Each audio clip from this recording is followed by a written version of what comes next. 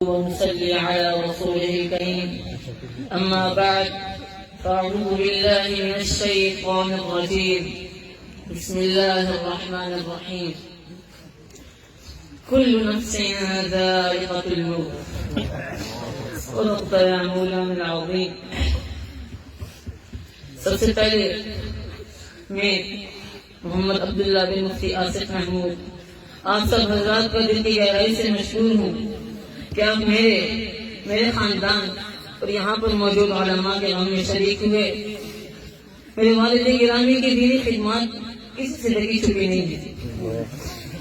ان کی دین کے لیے فکر، جدوجہد اور رات دن کی انتھک محنت سے الحمدللہ یہاں پر موجود ہر شخص بخوبی واقف ہے. میں بارگاہ خداوندی میں دعا گو ہوں کہ اللہ رب العزت ابو جان کے تمام دینی خدمات کو قبول فرمائے.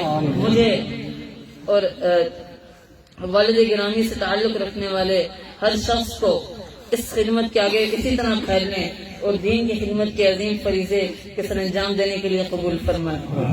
سامعین گرامی، یہ دنیا دار فانی ہے.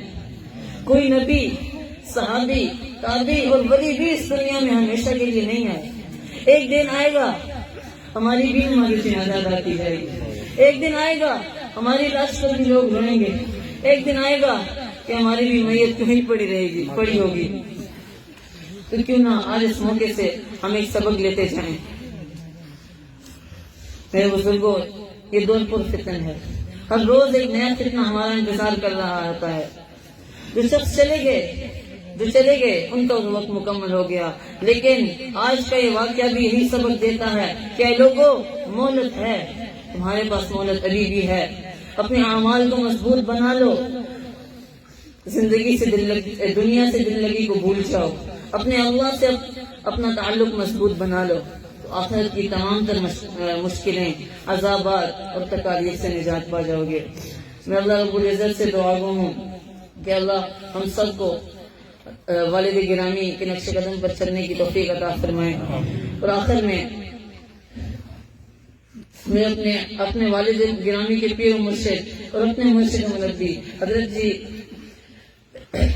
سے وعدہ کرتا ہوں اور انہیں یقین دلاتا ہوں کہ جس طرح ابو جان نے آپ کی ہر بات پر لبیک کہا، انشاءاللہ